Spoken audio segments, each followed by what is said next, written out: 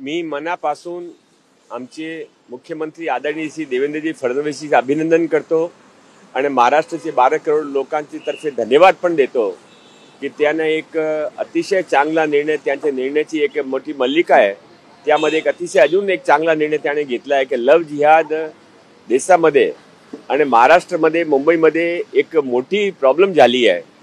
मी हा लव्ह जिहादची जी कमिटी निर्माण झाली त्यानंतर हा लव्ह जिहादचे केसेस कसा रोखायचे आणि ते झाले त्यांच्यावर कसा काय करायचे ते कमिटी नक्की सांगतील. माझ्याकडे पूर्वी महिला बाल विकास विभाग होतो त्यावेळी मी विधानसभामध्ये हा चर्चा उभी केली होती आणि विधानसभामध्ये काही आमदारांनी विषय सांगितला. त्यावर एक हा लव्ह जिहादचे समर्थक असा मी समजू शकतो रईस शेख, त्याने माझ्यावर कोर्टामध्ये केस ढकलला. तिथे दिल्लीमध्ये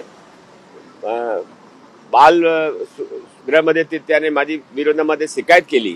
आता काय, आता ते काय कोणाविरुद्ध शिकायत करणार आहे? लव्ह जिहाद हा देशाचा एक, मुंबईचा एक सत्य आहे. मी तुम्हाला फक्त नाव सांगतो. यांची जे ते मागच्या 1 वर्षामध्ये झालेले 5 केस, मोठे केस.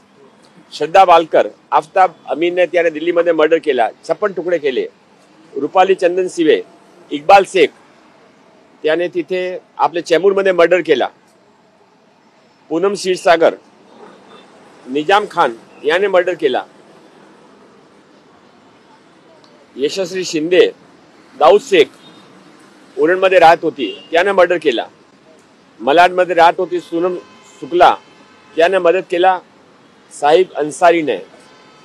हा मर्डर कोणाने केले सर्व नाम आपला कळला आहे, कोणाचे झाले ते पण कळला आहे. तरी पण ते रईस शेख जैसे माणूस सांगता की लव्ह जिहाद जैसा काही नाही, असा कसा चालणार आहे? हा लव्ह जिहादची कमिटी महाराष्ट्राची संस्कृतीची रक्षा करतील, महाराष्ट्राची मुलीची रक्षा करतील आणि सर्वांच्या मनामध्ये एक सुरक्षाचा भाव देतील. राज्यात आता समिती सरकार नेमली आहे, मात्र या घटना ज्या आहेत त्या थांबताना दिसत नाहीत. संभाजीनगरमध्ये देखील आज अशी एक घटना समोर आलेली आहे. मोनिका नावाच्या हिंदू मुलीवर एका शेख नावाच्या मुलाने अत्याचार केला. प्रेम होतं, मात्र त्यानंतर तिचं निर्घुण खून करून तिचा मृतदेह शेतात पुरलेला. हा एक अतिशय दुर्दैवी घटना आहे आणि यामध्ये जे काय एक जातीविशेषचे लोकांचे शिक्षण त्याने दिल्या जाता ते यांच्या कारणीभूत आहे. पण रईस शेख जैसे आमदार पण त्यांचे कारणीभूत आहे की ते त्याने प्रोटेक्शन करता. रईस शेख आणि त्याचे सर्व मित्रमंडळी त्याने पण हा सर्व मुलीचे परिवारवाल्यांनी जाऊन जाब विचारला पाहिजे की आमची मुलीचे न्याय कधी मिळणार आहे. सर, दुसरीकडे तुम्ही लव्ह जिहाद बरोबर धर्मांतरासंदर्भात देखील ही समिती काम करणार आहे. तुम्ही कौशल्य विभागाचं गेल्या वेळेपासून काम करतायत. यामध्ये देखील पालघरमध्ये धर्मांतराचे विद्यार्थ्यांचं देखील प्रकरण समोर आलं होतं. त्यामुळे ह्याला कुठेतरी रोख मिळणार आहे का? कारण की धर्मांतर देखील मोठ्या प्रमाणामध्ये होतं. असं आहे की मी मागच्या सरकारमध्ये माझ्याकडे कौशल्य विकास विभाग होता, ITI माझ्याकडे होती. ITI मध्ये माझ्याकडे अशी लोकांनी शिकायत केली होती की आदिवासीचे साठी जे रिझर्व सीट आहे, आरक्षित सीट आहे, त्यामध्ये ज्याने आदिवासीतून कन्वर्ट करून मुस्लिम झाला किंवा ख्रिश्चन झाला ते पण ॲडमिशन घेताना आमच्या ते हक्क आहे ते मारून घेता. म्हणून मी कमिटीचा गठीत केला. 268 असे केस आढळले. त्यामध्ये त्याचा आदिवासी नाही आहे. आदिवासीचा रिझर्वेशन कशासाठी होता? आदिवासी धर्माची संस्कृतीची रक्षणासाठी होता, वाढ देण्यासाठी होता. आता जे ते आदिवासी मध्ये राहिलेही नाही, ते आदिवासी संस्कार, आदिवासी रीतिरिवाज कसे करणार आहे? म्हणून मी ते कमिटीची रिपोर्ट फायनल करून आदिवासी विकास विभागमध्ये ॲक्शनसाठी पाठवलेली आहे. धर्मांतरणचा कानून त्यामधला एक भाग आहे. धर्मांतरण केल्यानंतर तुम्ही दोघेही बेनिफिट घेऊ शकत नाही. तुम्ही मूळ तिथे तिथला पण बेनिफिट घेता, धर्मांतरण घेऊन तिथे गेलं तिथला पण बेनिफिट घेता, असा चालणार नाही.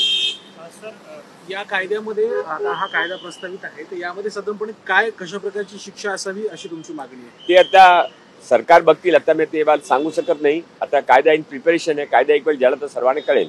मुंबईमधल्या म्हाडा कार्यालयामध्ये एक घटना घडलेली आहे. एका महिलेने जे आहे ते अधिकाऱ्यांच्या केबिनमध्ये पैसे जे आहेत ते टाकले आणि अधिकाऱ्याच्या केबिनच्या दरवाजाला पैशाची माळ जी आहे, हार जो आहे घातला. कुठेतरी तिला दाखवायचं होतं की पैसे दिल्याशिवाय म्हाडामधल्या बऱ्याचशा गोष्टी होत नाही हे दाखवण्याचा त्यांनी प्रयत्न केला. अधिकाऱ्यांच्या विरोधात घोषणा केली. SRA होतं.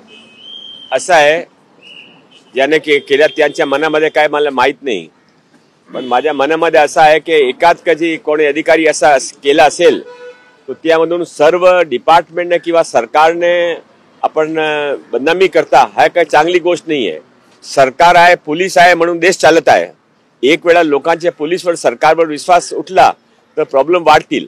एका अधिकारीची गोष्ट नाही, सर्व डिपार्टमेंटची गोष्ट म्हणून आपण लोकांच्या समोर ठेवू नये असा माझ्या सर्वांना आग्रह आहे. सर, दुसरी गोष्ट आहे की राज्यभर भाजपची सदस्य नोंदणी जी आहे ती सुरू आहे. मोठ्या प्रमाणात रिस्पॉन्स सदस्य नोंदणीला मिळतोय, परंतु आगामी स्थानिक स्वराज्य संस्थांच्या निवडणुकीच्या अनुषंगानं सदस्य नोंदणी महत्वाची आहे कुठेतरी, आणि त्या अनुषंगानं भाजप काही चाचपणी करतोय का? एकला चलाचा काही स्वबळाचा? नाही, ऐसा नहीं. हा पूर्ण देशभरच्या मोहीम आहे. माननीय अमितभाई शाह ज्यावेळी आमचे अध्यक्ष होते त्यावेळी त्यांनी मोहीम सेडली होती. ते भाजपा विश्वाची सर्वात मोठी पार्टी, 10 करोड लोकांची पार्टी बनली. आता परत आम्ही सेडली गेली. पूर्ण देशामध्ये सुरू इलेक्शनचं काय लेणं देणं नाही.